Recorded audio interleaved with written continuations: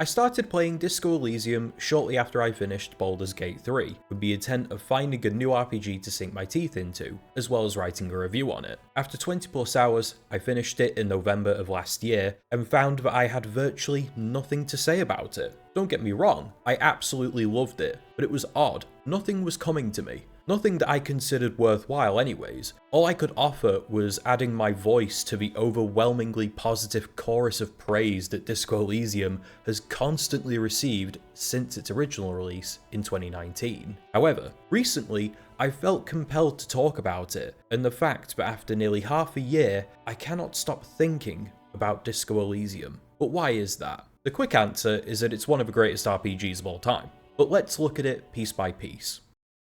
Disco Elysium has you taking control of a barely functioning veteran detective, waking up from a drunken rage of the night before that went so hard it resulted in him developing amnesia. He has no idea who he is or what he's doing there. As he struggles to rise from the floor of his trashed room, his inner thoughts, doubling as both the game's narrators but also the individual skills that make up your chosen version of a detective, all agree on one thing: that they know absolutely nothing. You soon find out that he is here to investigate a murder, a lynching that took place just out the back of the hostel you are staying in. But for now, this can wait. You first need to find out where all your clothes went, and if the woman in the next room is into you, and also what your first name is. Initially, Disco Elysium positions itself as a comedy RPG, with a detective bumbling and struggling to make sense of absolutely everything around him, as well as trying to do his actual job of investigating the very real murder that took place, and, not to mention, dealing with the consequences of his drunken rager nights prior. However, the more you play Disco Elysium, the more you realise it is not a comedy. In fact, it's one of the most tragically written games I have ever played. We eventually discover more about our detective, including his name, Harry, a 20-year veteran of a Revachol citizens militia, and the decades-long struggles that all led him to this very moment, passed out naked on the floor of a dingy hostel. I love the way Disco Elysium deals out its story with a remarkably familiar level of humour, where in most cases, like a rotting corpse hanging from a tree and rude children hurling rocks at it, is objectively not that funny, but Harry's mind and the narrators within will try and make it that way. Much like how many people deal with traumatic or stressful situations in real life, they will try and make sense of it through attempts at humour, a mask that helps them process exactly what they're seeing. Gradually, this mask of humour slowly gets peeled away, making way for a story that, at its core, is about loss, grief, struggles with addiction, and the desire to be a better version of ourselves, even if it's something as unrealistic as a superstar cop. Throughout Disco Elysium's story, our ignorance to the absolute tragedy that is Harry's life made it easy to laugh at all the bumbling and fumbling moments that took place right at the start of the game. And after playing the game, you never look at these parts with the same level of humour, rather just a muted sadness. This was never clearer than when Harry finds a phone booth and starts crank calling random numbers until finally he dials in a number he thought vaguely familiar, an old flame of Harry's past, whose loss is one that he simply cannot get over. Amusing dialogue options immediately give way to options ranging from silence, desperate pleas for forgiveness, total confusion, and futile attempts to show this unknown person that we are better now, but it is all for naught.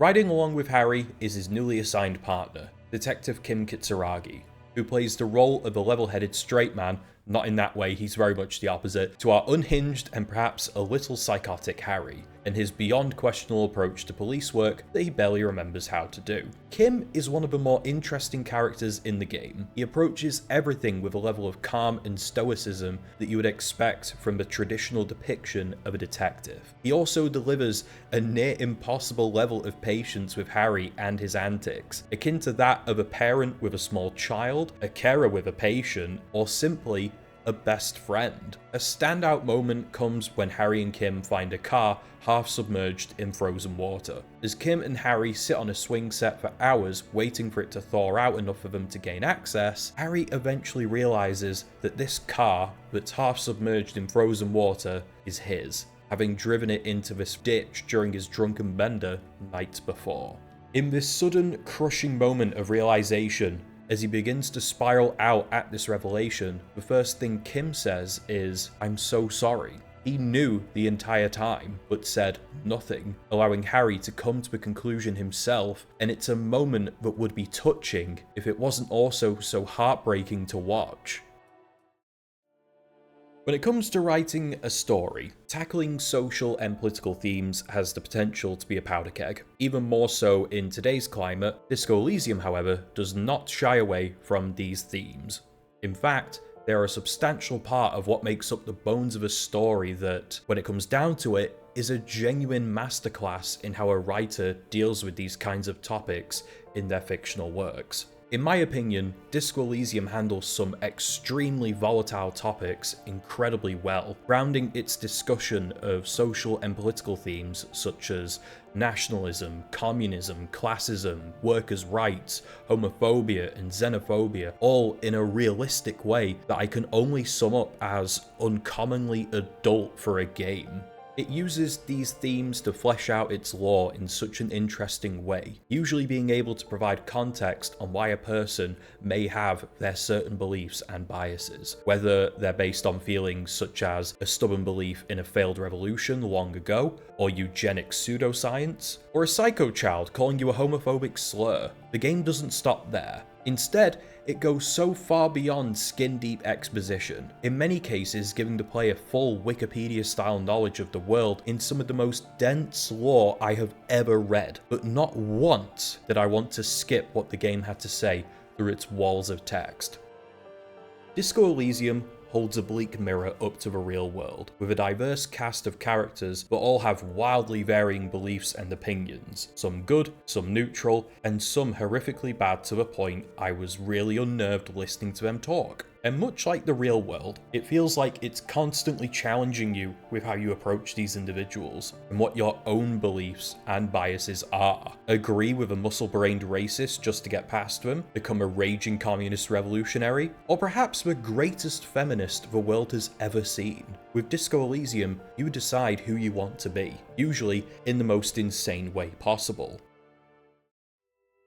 This section will be fairly short, as Disco Elysium is not a combat-heavy game. Rather, it relies purely on its expertly crafted dialogue to drive moments of suspense. There were points during my playthrough where I truly felt like I had to lock in to get something right to stop a situation going cataclysmically sideways. This is especially true of a particular sequence near the end of the game, where you insert yourself into a standoff between the armed policing wing of the dock workers union and the borderline unhinged Krenel mercenaries. When I say that my heart was pounding throughout this entire sequence, it is only a small exaggeration, exhausting nearly every dialogue option in a futile attempt to de-escalate the situation until you're left with the nuclear option. Fire your weapon. You do, and the mercenary leader falls to the ground. After this, all hell breaks loose. As the dock workers union takes losses from the contractor's gunfire, your partner, Kim Kitsuragi, delivers arguably the single best moment in the entire game as he takes a shot through the armored soldier's eye hole,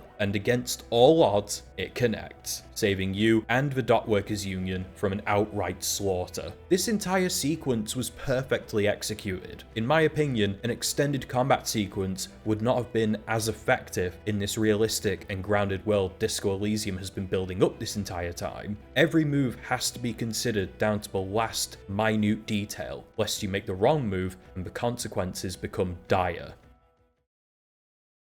It is difficult to discuss Disco Elysium without considering the controversy surrounding its parent company and the original creators of the game.